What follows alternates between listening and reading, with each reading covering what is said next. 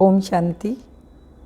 16/2/2023 के साकार अनमोल धारणा युक्त मधुर महावाक्य हैं, जिनमें बाबा ने कहा है एक तो कर्म इंद्रियों को कंट्रोल करना है, इनके ऊपर नियंत्रण रखना चाहिए। दूसरा, सेवा की बात बाबा ने कहा, सेवा ऐसी करनी है जो माता पिता की भी दुआएं मिलें और परिवार की भी दुआएं मिले। मीठे बच्चे, इस समय सभी के सुख संपत्ति का दिवाला रावण 5 विकारों ने निकाला है। तुम अभी रावण रूपी दुश्मन पर जीत पा कर के जगत जीत बनते हो। क्वेश्चन है, ड्रामा के किस राज को जानने के कारण तुम बच्चों के ख्यालात बड़े ऊंचे रहते हैं? आंसर है, तुम जानते हो ड्रामा अनुसार ऑटोमेटिकली प्रभाव निकलता जाएगा, फिर भक्तों की भीड़ लगेगी, उस समय सर्विस नहीं हो सकेगी। दूसरा, जो बाबा के बच्चे दूसरे धर्मों में कन्वर्ट हो गए हैं वो निकल आएंगे। इसलिए तुम्हारे ख्यालात बहुत ऊंचे रहते हैं कि कहाँ से कोई निकले जो बच्चा बन बेहद बाप से अपना वर्षा ले। तुम्हें ये ख्यालात नहीं रहता कि कोई निकले जो पैसा दे, लेकिन शुभ बाबा पढ़ाते हैं ये निश्चय बैठे और बाबा से वर्षा लेने के लिए भागे। गीत के बोल हैं, ले लो दुआएं, माँ बाप की सर से उतरेगी गठड़ी पाप की। ओम शांति। सेवा को सर्विस भी कहते हैं। पहले माता पिता सेवा करते हैं, अब देखो प्रैक्टिकल में कर रहे हैं ना। अभी से ही सभी कायदे कानून परम पिता परमात्मा आकर स्थापन करते हैं। तुम बच्चे आते हो, मम्मा बाबा कहते हो, तो मम्मा बाबा भी तुम्हारी सेवा करते हैं। हद के माँ बाप भी बच्चों की सेवा करते हैं। माँ बाप गुरु वह सब हैं लौकिक, यह है परलौकिक। लौकिक को तो सब जानते हैं बरोबर, वह जन्म देते हैं, टीचर पढ़ाते हैं अर्थात शिक्षा देते हैं, फिर वानप्रस्थ अवस्था में गुरु किया जाता है। यह रस्म रिवाज कब से शुरू हुई? अभी से ही यह आरंभ होती है। इस समय ही सतगुरु आते हैं, समझाते हैं मैं तुम्हारा बाप भी हूँ, टीचर भी हूँ, सतगुरु भी हूँ। बाप के तो बच्चे बने हो, टीचर रूप में इनसे शिक्षा पा रहे हो, अंत में सतगुरु बन तुमको सचखंड में ले जाएंगे। तीनों काम प्रैक्टिकल में करते हैं। तुम बच्चे माता पिता कहते हो तो बाप भी स्वीकार करते हैं कि तुम मेरे बच्चे हैं। यह तो जानते हैं सभी बच्चे एक समान सपूत तो नहीं हो सकते। यहाँ भी बेहद का बाप कहते हैं सब बच्चे सपूत नहीं हैं। यह तो तुम ही जानते हो, अभी है रावण राज्य। ये कोई विद्वान पंडित आदि नहीं जानते। जब कोई आते हैं तो पहले तो उनसे पूछना है तुम क्या चाहते हो। फिर कोई शांति चाहते हैं, इसलिए गुरु ढूंढते हैं। सत्युग में तो कोई गुरु आदि नहीं ढूंढते, क्योंकि वहाँ दुखी नहीं है, वहाँ कोई अप्राप्त वस्तु नहीं। यहाँ तो कोई ना कोई वस्तु की लालसा रख गुरु के पास जाते हैं। कोई का सुनेंगे कि उनकी मनोकामना पूरी हुई तो खुद भी उनके पिछाड़ी में जाएंगे। सन्यासी पवित्र बनते हैं तो उन्हों की महिमा तो बढ़नी ही है ना। बहुत शिष्य बन जाते हैं। विवेक भी कहता है जो पवित्र बनते हैं उनकी महिमा जरूर बाप को करानी है। तुम पवित्र बनते हो तो तुम्हारी भी महिमा होती है। तुम्हारे द्वारा मनुष्यों का 21 जन्मों के लिए कल्याण हो जाता है। सर्व मनोकामनाएं 21 जन्मों के लिए पूरी हो जाती हैं। यह भी तुम जानते हो, दुनिया में यह भी कोई नहीं जानते कि परमात्मा कब आते हैं, जगदम्बा कौन है, जिस द्वारा हमारी सभी मनोकामनाएं पूरी होती हैं। अब सब घोर अंधियारे में हैं, यथा राजा रानी तथा प्रजा आदि आदि। पहले कम अंधियारा होता है, फिर कलयुग में घोर अंधियारा होता है। माया के राज्य को घोर अंधियारा कहा जाता है। बाप कहते हैं, भारत का बड़े से बड़ा दुश्मन है माया रूपी 5 विकार। विकार दुश्मन है। तुम जानते हो इस माया रावण ने सीताओं को हरण किया है, आत्मा रूपी सीता को हरण किया है, अर्थात अपनी जंजीरों में कैद किया। बाप आते हैं, इस बड़े से बड़े दुश्मन से लिबरेट करते हैं। यह भी कोई को पता नहीं है कि भारत जो इतना माला माल था, उनको इतना कंगाल किसने बनाया। यही रावण बड़ा दुश्मन है। इनकी प्रवेशता के कारण भारत का यह हाल हो गया है। कहा जाता है ना, तुम्हारे में क्रोध का भूत है, परंतु मनुष्य समझते ही नहीं कि 5 विकारों को भूत कहा जाता है। ये भूत अर्थात रावण ही सबसे बड़ा दुश्मन है। ऐसे नहीं कि मुसलमानों क्रिश्चियन ने भारत को कंगाल बनाया, नहीं। सबके सुख संपत्ति का देवाला इसी रावण ने निकाला है। ये बात कोई नहीं जानते। अब संन्यास धर्म को 1500 वर्ष हुए हैं। उन्हों की संख्या बहुत वृद्धि को पाई हुई है। वृद्धि को पाते पाते अभी आकर जर्जरी भूत अवस्था को पहुँचे हैं। तुम्हारा तो अब सतो प्रधान नया झाड़ है। तुम अभी रावण के साथ युद्ध कर रहे हो। हमारी कोई व्यक्तियों के साथ युद्ध नहीं है, माया रावण अर्थात 5 विकारों के साथ युद्ध है। गीता में रावण का नाम ही नहीं। उन्होंने फिर हिंसक युद्ध दिखा दी है। बाप कहते हैं, तुम इन 5 विकारों रूपी रावण पर जीत पाने से जगत जीत बनेंगे। अन्य सभी धर्मों को तो वापस जाना है, क्योंकि सतयुग में तो होगा ही एक धर्म, एक राज्य। सो जिन्होंने कल्प पहले लिया था, जो सूर्यवंशी बने थे, वही सतो प्रधान राज्य करेंगे। सतयुग में था ही एक धर्म, फिर पुनर्जन्म लेते लेते अभी तो बहुत वृद्धि हो गई है। जैसे अन्य धर्मों में भी अनेक प्रकार की वृद्धि हो गई है, वैसे इसमें भी ब्रह्म समाजी, आर्य समाजी, सन्यासी आदि कितने हैं, बंडर है ना। तो सभी भारतवासी एक आदि सनातन देवी देवता धर्म के हैं ना। सीजरा तो ऊपर से ही वही चला आता है ना।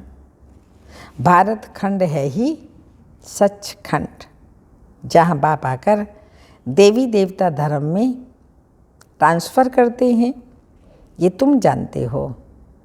पहले 7 रोज भट्टी में रख शूद्र से ब्राह्मण बनाना पड़ता है।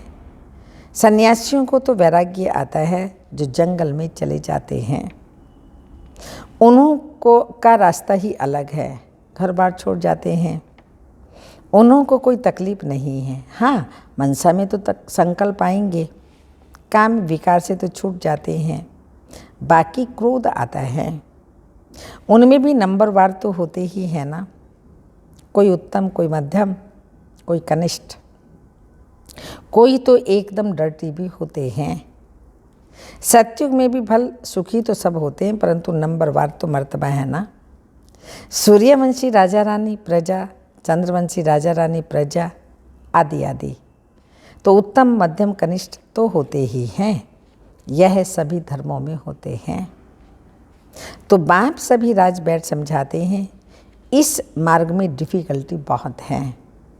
संन्यास मार्ग में इतनी नहीं है। उन्हों को तो वैराग्य आया, संन्यास किया, खलास। कोई कोई फेल भी हो जाते हैं, बाकी जो पक्के होते हैं उन्हों का वापस आना मुश्किल है।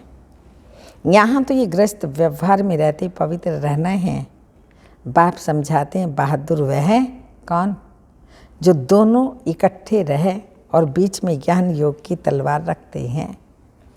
ऐसी कहानी भी है, उसने कहा कि घड़ा भल सिर पर रखो परंतु तेरी आँख मेरे अंग से ना लगे, अर्थात विकार की भावना ना हो। उन्होंने फिर शरीर समझ लिया है, बात सारी विकार की है, अर्थात नंगन नहीं होना है, काम अग्नि में जलना नहीं। बड़ी मंजिल है तो प्राप्ति भी तो बहुत भारी है। सन्यासी पवित्र बनते हैं तो उन्हों को भी कितनी प्राप्ति है। बड़े बड़े महामंडलेश्वर बन पड़े हैं, महलों में रहते हैं, बहुत लोग जाकर पैसा रखते हैं, चरण धोकर पीते हैं, बहुत महिमा होती है। परंतु नंबर 1 महिमा किसकी है? ईश्वर की है। वही स्वर्ग का रचयिता है। यहाँ वहाँ माया का नाम निशान नहीं रहता। सन्यासी भी यह नहीं समझते कि माया 5 विकार हैं, सिर्फ पवित्र रहते हैं। उन्हों का ड्रामा में यही पार्ट है। उन्हों का है ही हठ योग संन्यास। तुम्हारा राजयोग संन्यास, वह राजयोग तो सिखला न सके। वह हैं शंकराचार्य और यह हैं शिवाचार्य। तुम भी परिचय देते हो हमको भगवान आकर पढ़ाते हैं।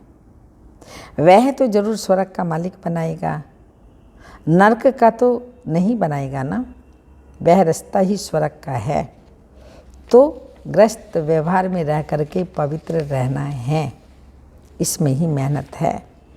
कन्याओं को शादी बगैर रहने नहीं देते। आगे विकार के लिए शादी करते थे, अब विकारी शादी कैंसिल कर ज्ञान चिता पर बैठ पवित्र जोड़ा बनते हैं। तो अपनी जांच करनी चाहिए कि माया कहाँ चलायमान तो नहीं करती है। मन में तूफान तो नहीं आते, भल मन में भी संकल्प आते हों, परंतु कर्म इंद्रियों से विकर्म कभी नहीं करना। भाई बहन समझने से, ज्ञान चिता पर रहने से काम अग्नि नहीं लगेगी। अगर आग लगी तो अधोगति को पालेंगे। यूं तो सारी दुनिया भाई बहन है, परंतु जब बाप आते हैं तो हम उनके बनते हैं। अभी तुम प्रैक्टिकल में ब्रह्मा कुमार कुमारी हो, ब्रह्मा मुख वंशावली हो, तुम्हारा यादगार यहाँ है। अधर कुमारी का मंदिर भी यहाँ ही है ना। जो काम चिता से उतर ज्ञान चिता पर बैठते हैं उनको अधर कुमारी कहा जाता है। तुम सन्यासियों को भी समझा सकते हो। बाकी कोई से फालतू माथा नहीं मारना चाहिए, परंतु जिज्ञासु होगा वह तो अकेला आकर प्रेम से समझेगा। कोई हंसी उड़ाने के लिए भी आते हैं, इसलिए नब्ज देख ऐसी दवाई देनी चाहिए। बाप ने कहा है पात्र को दान देना है। आजकल दुनिया बहुत खराब है। सन्यासी लोग तो कफनी पहन लेते हैं और जाकर अलग रहते हैं, कुछ ना कुछ मिल जाता है। मज़े से खाते पीते रहते हैं। आजकल तो उन्हों का प्रभाव है ना तुम्हारे में भी। जो अच्छी सर्विस करते हैं तो उन्हों की महिमा से औरों की महिमा भी निकल पड़ती है। जो अच्छी सर्विस करते हैं तो सब कहेंगे इनके माँ बाप भी ऐसे होंगे। तो मेहनत जरूर करनी है। सन्यासियों को तो घर बैठे बैराग आ जाता है तो हरिद्वार चले जाते हैं, वहाँ कोई गुरु कर लेते हैं। यहाँ की रस्म तो है ही निराली, इनका वहाँ वर्णन ही नहीं है। गीता को ही झूठा बना दिया है। ये पहली बात खुल जाए तो सब भी के बहुत नामी ग्रामी हो जाएं। सब तुम्हारे पर सदके जाएं, बलिहार जाएं। प्रभाव निकलता तो है ना। अभी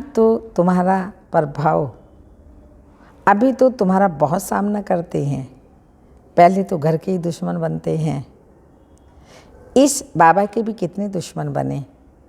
श्री कृष्ण के लिए भी कहते हैं ना भगाया था, कितने कलंक लगाए। ये भी ड्रामा में नोंद है। ड्रामा अनुसार ऑटोमेटिकली प्रभाव निकलता जाएगा, फिर भक्तों की भीड़ लगेगी। परंतु भीड़ में भी सर्विस तो हो ही नहीं सकेगी। सन्यासियों के पास भीड़ होती है तो खुश होते हैं। यहाँ तुम जानते हो कोर्टों में कोई ही निकलेगा। सन्यासी तो यही सोचेंगे कि इसमें कोई निकलेंगे जो पैसा देंगे। तुम्हारा ख्याल चलता है इनसे कोई निकले जो बाबा का बच्चा बने और बाबा से वर्षा ले लेवे, तो कितना फ़र्क है। तुम भाषण करते हो तो अपने इनसे और धर्मों में कन्वर्ट हो गए वह निकलेंगे। कोई आर्य समाजी में कोई कहाँ कैसे निकल जाते हैं। तो जब फिर योग लोग सुनते हैं ये हमारे धर्म का ब्रह्मा कुमार कुमारियों के पास भाग गया तो समझते हैं हमारी नाक कट गई है। इसमें समझाने की बड़ी युक्ति चाहिए। पहले तो बाप का परिचय देना है, भल कोई लिख कर के भी देते हैं, बरोबर भगवान हमको पढ़ाते हैं, परंतु उसमें खुश नहीं होना है। निश्चय बिल्कुल नहीं बैठा। भल कई बच्चे पत्र भी लिखते हैं परंतु बाबा लिखते देते हैं तुमको निश्चय बिल्कुल नहीं। निश्चय बैठे तो अगर निश्चय बैठ जाए तो मोस्ट बिलवेड बाप से वर्षा मिलता है। एक सेकंड भी ठहरे नहीं, सीधा भागे मधुबन में। विवेक कहता है गरीब झट भागेंगे, साहूकार कोई बिरला निकलेगा, साधारण कुछ निकलेंगे। कोई भी आए बोलो ये राजयोग की पाठशाला है। जैसे डॉक्टरी योग वैसे यह राजयोग है जिससे राजाओं का राजा बनते हैं। हमारा ही ऑब्जेक्ट है ही मनुष्य से देवता बनना। अच्छा, बाप दादा का मीठे मीठे बच्चों सिक्की लदे बच्चों प्रति नंबरवार पुरुषार्थ अनुसार याद प्यार दिल पर वह चढ़ते हैं जो पुरुषार्थ कर आप समान बनाते हैं। बाकी बाप सभी को प्यार तो करेंगे ही, दिल पर वो चढ़ेंगे जो आप समान बनाते। बाकी प्यार का सागर बाबा हैं तो प्यार तो करेंगे ही। अच्छा, रूहानी बाप दादा की रूहानी बच्चों को याद प्यार, गुड मॉर्निंग, डायमंड मॉर्निंग। रूहानी बाप की रूहानी बच्चों को नमस्ते। हम रूहानी बच्चों की रूहानी माता पिता बाप दादा को याद प्यार, गुड मॉर्निंग, डायमंड मॉर्निंग, ओम नमस्ते। धारणा के लिए मुख्य सार है कर्म इंद्रियों से कोई भी विकर्म नहीं करना है। ज्ञान और योग बल से मन के तूफानों पर विजय प्राप्त करनी है। सेकंड पॉइंट, ऐसी सेवा ऐसी करनी है जिससे माता पिता का नाम बाला हो, सबकी दुआएं मिलती रहें। माता पिता का नाम बाला हो, सबकी दुआएं मिलती रहें। वरदान, अपने अनादि स्वरूप में स्थित रहें। सर्व समस्याओं का हल करने वाले एकांतवासी भाव। आत्मा का स्वधर्म सुकर्म स्वस्वरूप और स्वदेश शांत है। संगम युग की विशेष शक्ति साइलेंस की शक्ति है। आपका अनादि लक्षण है शांत स्वरूप रहना और सर्व को शांति देना। इसी साइलेंस की शक्ति से विश्व की सर्व समस्याओं का हल समाये हुए हैं। शांत स्वरूप आत्मा एकांतवासी होने के कारण सदा एकाग्र रहती हैं। परखने की, निर्णय करने की शक्ति प्राप्त होती है जो व्यवहार व परमार्थ दोनों की सर्व समस्याओं का सहज समाधान कर देती हैं। स्लोगन, अपनी दृष्टि वृत्ति और स्मृति की शक्ति से शांति का अनुभव कराना ही महादानी बनना है। अपनी दृष्टि वृत्ति और स्मृति की शक्ति से शांति का अनुभव कराना ही महादानी बनना है। अव्यक्त इशारे हैं।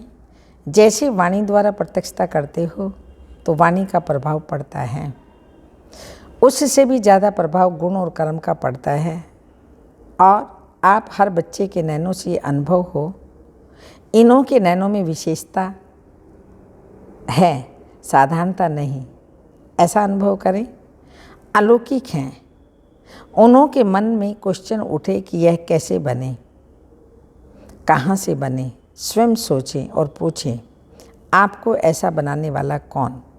तो अपनी स्थिति द्वारा बाप को प्रत्यक्ष करो, अपनी स्थिति द्वारा बाप को प्रत्यक्ष करो। ओम शांति।